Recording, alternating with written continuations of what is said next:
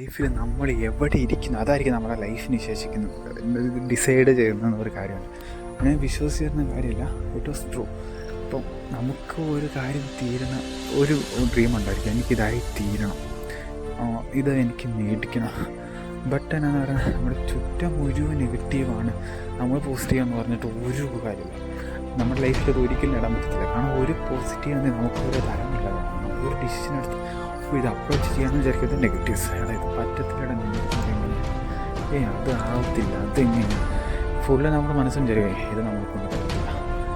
അതവിടെ പോസിറ്റീവായിട്ട് എടുത്താലേ അത് നമുക്ക് പാസ്സാവും. നമ്മുടെ സിറ്റുവേഷൻ ഇന്ന് എന്താക്കി തീർക്കുമെന്ന് പറഞ്ഞിട്ട് പോകണം, അത് കറക്റ്റാണ്.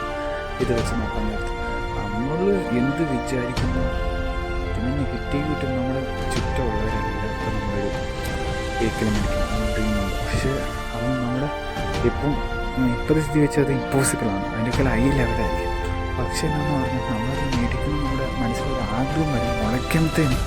അപ്പോൾ നമ്മുടെ വീട്ടിലുള്ള എല്ലാ നെഗറ്റീവ്സാണ് നമുക്കത് പറ്റത്തില്ല എന്ന് പറയും. അതൊക്കെ എന്ന് വെച്ചാൽ അത് നമ്മുടെ മനസ്സിൽ ഇട്ട് വീണതേ ഉള്ളൂ, അപ്പത്തേനത് മുളയ്ക്കാനുള്ള ഗ്യാപ്പ് തന്നെ വന്നില്ല, അത് പോയി നെഗറ്റീവ് ഇട്ട് അത് അവിടെ തന്നെ തരും.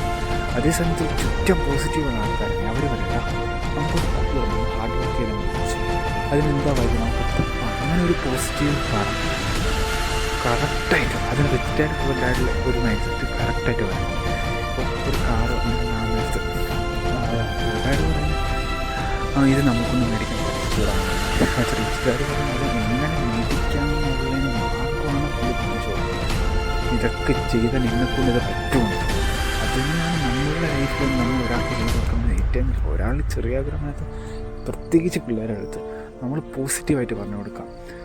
എൻ്റെ ലൈഫിലൊരു ഇൻസിഡൻറ്റ് ഞാൻ പറഞ്ഞല്ലോ, എൻ്റെ ഡ്രീം ഒരു കാർ മേടിക്കണമെന്നൊരു ഡ്രീമാണ്. പക്ഷേ ഞാൻ അറൗണ്ട് 5 ഉള്ളൂ എനിക്ക്. പക്ഷേ കാറിൻ്റെ പ്രൈസ് എത്രയാണ്, അത് ബ്രാൻഡാണ്, അതൊന്നും എനിക്കറിഞ്ഞൂടെ. ഞാൻ പറഞ്ഞപ്പോഴത്തേനും അവരെല്ലാം പറഞ്ഞു, എടാ നമ്മൾക്കൊണ്ട് ഇത് അഫോർഡ് ചെയ്യാൻ പറ്റില്ല, ലക്ഷങ്ങളുടെ വണ്ടി, ഇതൊക്കെ എങ്ങനെ പറ്റുന്നത്. ഞാൻ അന്ന് വിട്ടു, എനിക്കൊണ്ട് പറ്റത്തില്ല എന്ന് വരെ ഞാൻ വിചാരിച്ചു, കാരണം അത്രയ്ക്ക് ഇമ്പോസിബിൾ എന്നാണ് വിചാരിച്ചത്. ബട്ട് ഇന്നാണ് എനിക്ക് മനസ്സിലാകുന്നത്, എനിക്ക് അന്നേ എൻ്റെ മനസ്സിൽ ഇങ്ങനെ ഒരു ആഗ്രഹം ഉണ്ടായിരുന്നു.